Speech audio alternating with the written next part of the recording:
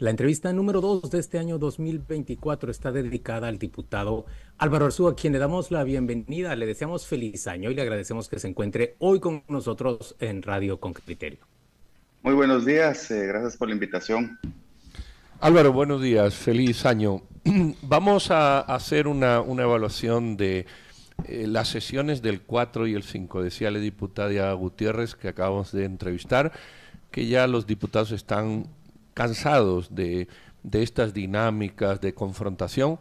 ¿Tú lo ves así también? ¿Ves que vamos en una línea plana hasta el 14 y a partir del 14 el nuevo Congreso que se conforme, evidentemente, tomará el rumbo que tome, pero estamos ya en línea plana hasta el 14?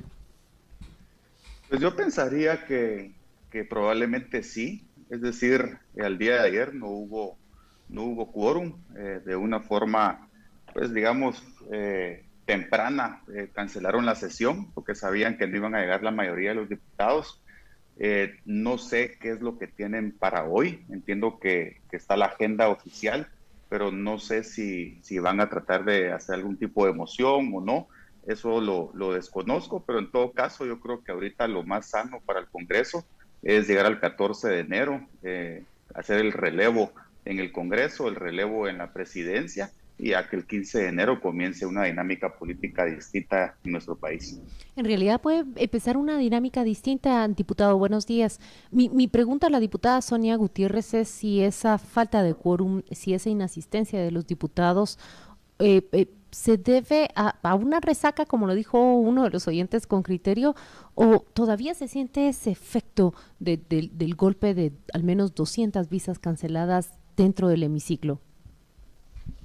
No, yo no creo que el tema de las visas tenga que ver con eso, honestamente. Yo creo que en todo caso, y lo mismo sucedió en la legislatura anterior, desde la primera vuelta, cuando no son reelectos alrededor de 100 diputados o 90 diputados, obviamente los que no son reelectos, muchos de ellos, pues ya no tienen la misma motivación de seguir yendo al Congreso. Y no estoy generalizando, sino que hay algunos que efectivamente así lo sienten o así lo piensan. Entonces creo que puede ser parte de eso. Yo creo que muchos de los que nos reelegimos estamos pensando ya más en la próxima legislatura que en esta, y me imagino que muchos de los que no se reeligieron pues estarán pensando en lo que harán a partir del 15 de enero, ya sea en su vida política o en su vida personal. Pero yo creo que, y repito, lo más sano en este momento es que lleguemos al 14 de enero y se haga el relevo. Álvaro, y pensando en la siguiente legislatura, una pregunta concreta es, ¿qué perspectivas ve para la nueva junta directiva? ¿Cómo podría integrarse? Uno. Y dos, ¿qué le pide al nuevo gobierno y qué pide de la legislatura? ¿Qué haría que Álvaro Arzú, como diputado unionista, vote junto a los diputados de gobierno? ¿Qué tendría que ocurrir? Bueno, lo primero que yo le pediría al gobierno entrante, al nuevo gobierno, es que respete la división de poderes, que respete al Congreso como un organismo de Estado en donde está integrado por 160 diputados que representamos a nuestro electorado. Cada uno de nosotros, cada bancada, cada partido político representado en el Congreso tiene un mandato de las personas que nos eligieron, que en la mayoría de las veces no va a ser el mismo mandato que recibió el gobierno. Y tiene que existir una negociación política, tiene que existir un diálogo político y no una imposición. Y si ellos piensan por algún momento que desde el gobierno, desde las calles, desde la presión popular, van a imponer una agenda en el Congreso, están muy equivocados. Y yo creo que todos los diputados tenemos que ser consecuentes con las ideas y los principios que la gente que nos eligió cree y defender eso. Y habrán momentos en donde pues, nos tocará ponernos en contra o votar en contra o hacer oposición fuerte en contra de propuestas que vengan del gobierno, y habrá momentos en donde efectivamente se podría coincidir en algún proyecto legislativo y se puede apoyar sin ningún problema. Pero por lo menos de mi parte, mi actuar será absolutamente basado en principios, en ideas, en creencias, y no en imposiciones ni actuaré bajo presiones.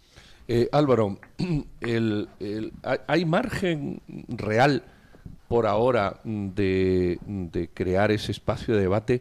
Y luego, yo no tengo muy claro que la población entienda, aunque es fácilmente comprensible, pero yo no tengo tan claro, y lo reflejan los medios de comunicación, y lo reflejan las redes, parece que entra un gobierno y nadie ha puesto atención a que hay un Congreso absolutamente distinto del gobierno y un poder municipal enormemente distinto al binomio presidencial. ¿Entiende la población eso o se ha hecho una difusión mediática y en redes de que es un nuevo gobierno como una unidad? Y tú estás explicando muy bien que no, que aquí hay una separación de poderes y un poder local muy distinto. ¿Cómo visualizas? Porque luego querrán lo de la mesa del Congreso y decir, no, es que el nuevo gobierno, porque el nuevo gobierno tiene 23 diputados. ¿Cómo visualizas esa no confrontación, pero sí esa diferencia de poderes en la percepción mediática de los ciudadanos? Pues va a ser complicado, pienso yo, Pedro, porque efectivamente un poco el relato o la narrativa que se ha manejado es que Semilla recibió un gran mandato de la población con 2,5 millones de votos en la segunda vuelta. Pero la realidad es que en la primera vuelta recibieron el 11% del apoyo popular y les valió para entrar a segunda vuelta, pero recordemos que es un 11%. Obviamente en la segunda vuelta ese 2,5 millones de votos lo hubiera sacado cualquier otro candidato. Y no estoy menospreciando la victoria de Semilla, sino que eso es una realidad. Entonces el mandato real de Semilla son 11%, 23 diputados y un alcalde. Y eso no lo podemos perder de vista. Y el mandato del Congreso y de los diferentes y las 15 bancadas que vamos a estar representadas es bastante grande y bastante diverso. Y ellos tienen que ser muy hábiles y muy sensatos y muy humildes también para entrar en una negociación política. Y cuando hablo de negociación política no estoy hablando de dinero, ni de prebendas, ni de plazas, ni de nada por el estilo, sino una negociación política como se da en cualquier sistema democrático del mundo, en donde ellos entiendan que para que su agenda pueda avanzar en el Congreso, tienen que llegar a acuerdos con la mayoría de las bancadas, no con todas, pero sí con suficientes que sumen 81 votos, porque si no es así, entonces la agenda legislativa no de ellos no va a avanzar, la del Congreso tampoco, porque el presidente va a vetar absolutamente todo y vamos a caer en una situación política de inamovilidad en donde no se logra aprobar nada. Claro, lo lógico es que haya una negociación política, pero por eso era mi primera pregunta, Aro. ¿Qué pediría un partido como el Partido Unionista, que si vamos a hablar de mandato, pues tiene un mandato escaso también? ¿Qué pediría para apoyar o para votar junto al partido de gobierno? ¿Cuál es su agenda? Es decir, nosotros, yo a Semilla, y creo que muchos lo vemos así, lo vemos como un partido bastante ideológico, digamos, como un partido de izquierda con una tendencia ideológica clara. Nosotros tenemos una tendencia ideológica muy distinta, yo diría casi opuesta a la de Semilla. Yo creo que habrán muchos temas económicos, la mayoría quizá, que se propongan que no vamos a estar de acuerdo. Yo he visto las iniciativas de ley que han propuesto ellos a través de esta legislatura y yo no pudiera decir que habrían muchas, si alguna, que yo pudiera apoyar en términos económicos. Hace poco incluso propusieron una para que se llama algo de los desplazados, que prácticamente lo que es una apología del delito de esa ley, en donde buscan resarcir a todos los invasores de fincas y darles tierras y darles premios y quitarles los juicios de encima. Es decir, una cosa así yo no la pudiera aprobar. Ellos tienen una visión del Estado distinta a la que yo tengo. Pero si entramos en discusiones sobre asuntos que no tienen que ver con ideología política o económica, creo que ahí sí podemos llegar a acuerdos. Obviamente nosotros creemos en el libre mercado, en la propiedad privada.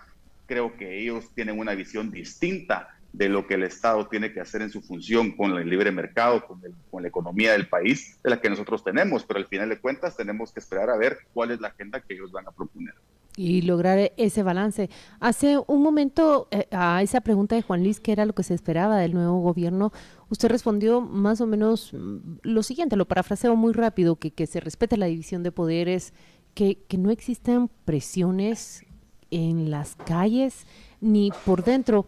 ¿Es acaso un escenario previsible? ¿Es lo que se está trazando alguien como usted, integrante de la oposición ahora en el Congreso, que Semilla tiene esa capacidad de presionar a través de manifestaciones y a través de levantamientos de diferentes organizaciones sociales, ciudadanas, autoridades indígenas, que a partir de octubre del año pasado mostraron una fuerza inédita y que no se veía en la historia reciente del país?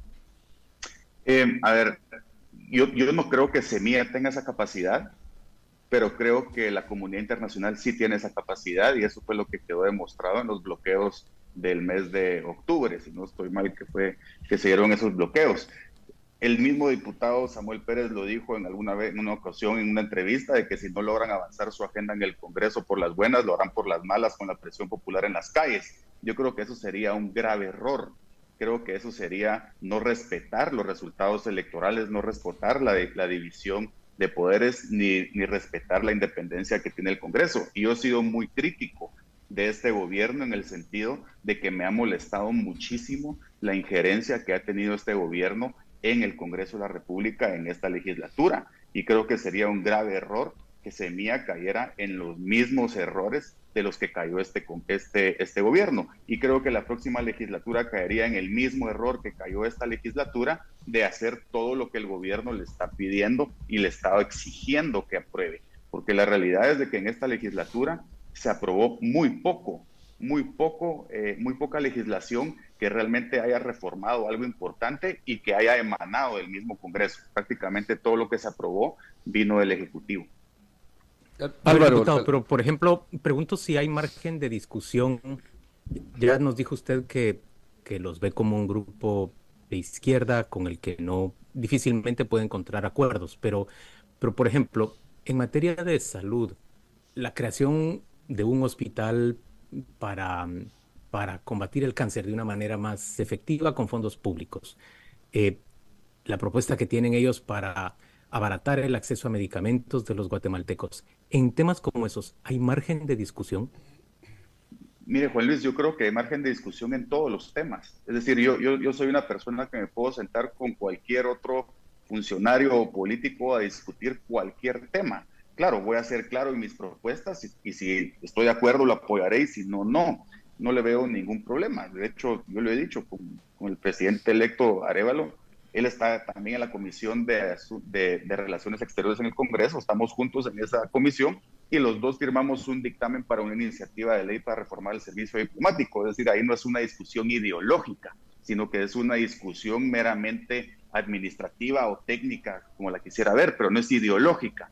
Yo creo que el problema va a ser cuando entremos a las discusiones ideológicas. Y yo creo que ahí ellos tienen que entender que la mayoría de los diputados en el Congreso no tienen las mismas ideas que ellos, que la población pero ahí voy, que eligió por ejemplo, a los al tema de diputados no salud. tienen esas mismas ideas.